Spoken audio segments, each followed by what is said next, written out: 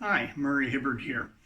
In this segment of our Making Pies Part 2, we're going to look at finishing up something in our first segment, and that is lemon meringue pies. We're going to make the meringue now.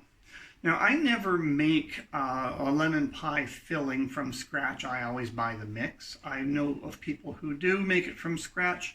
Personally, I don't think there's a whole lot of difference, and it's so much easier. Either which way you do it, it will require separating eggs and using the egg yolk in the filling and reserving the egg white for the meringue. So separate your eggs, put those egg whites into a deep bowl, and put that bowl in the fridge while you're making your filling. If you want to, you can even put your beaters in the fridge as well, get them nice and cold. And then what we do when we're ready to make our meringue, we're going to beat the meringue until beat the egg yolks until it has soft peaks. We'll see what that looks like. And then we'll be adding sugar to make stiff peaks form. Okay, so here we go. Turn your volume down.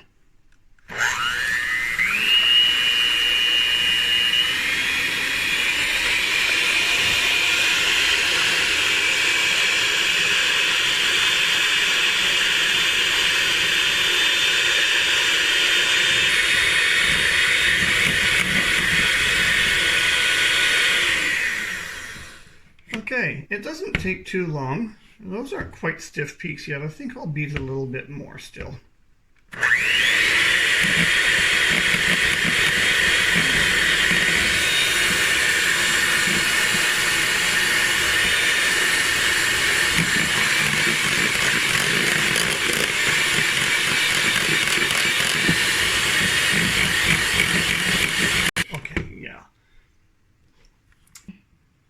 Okay, even after a bunch of whipping, my meringue isn't exactly as stiff peaky as I want. It's close, but it's not quite there.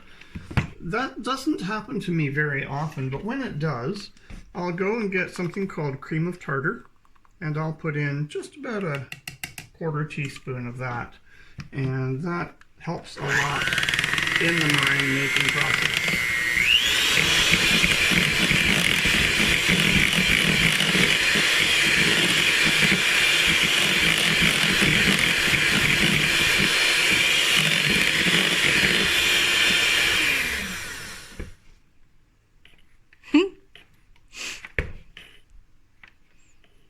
Yeah, that's closer to what we want.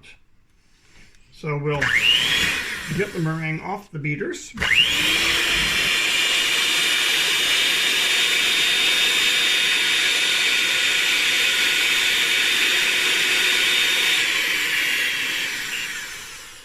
My videographer hates it when I do that because she's afraid I'm going to splatter it all over her.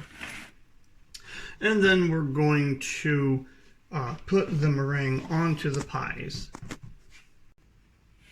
So here are our two pie shells with our lemon filling in them. For those of you who saw my feeble attempt to make a pre-baked pie shell, this is the one that didn't work out very well. This one here, I decided to learn from my mistakes, and I put a smaller pie plate inside that with a glass bowl of water to weight it down a little bit, and you can see how much better that turned out.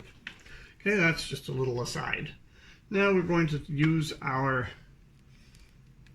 spatula to get the meringue onto the pie.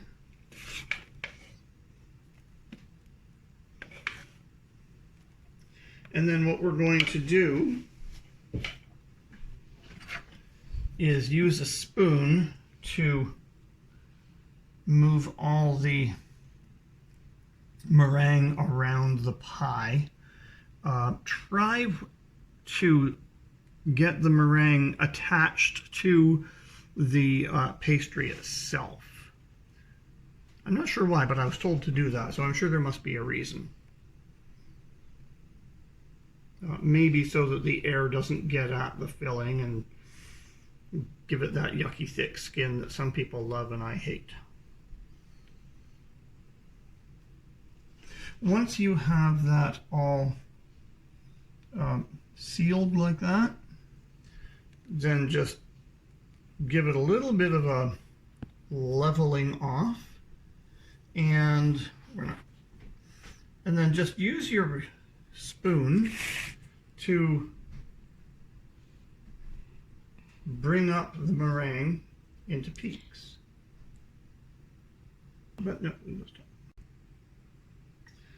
and then after the last of the peaks are formed, we're ready, once the oven is up to temperature, to bake this yet again at 425 for 5 to 7 minutes, or until the meringue is golden brown. That's all you're putting it back in the oven for, really, is to make it pretty, the meringue nice and golden brown. So we will do that, and then we'll see the final product when it comes out. Okay, our 5 to 7 minutes is up, and so we bring out our lemon pies, and there we see them. You'll notice by this point that even our sorry shrunken pastry doesn't matter that much when it comes to the final product, although the other one certainly is fuller. There you go. Enjoy your lemon pies, and thanks for watching.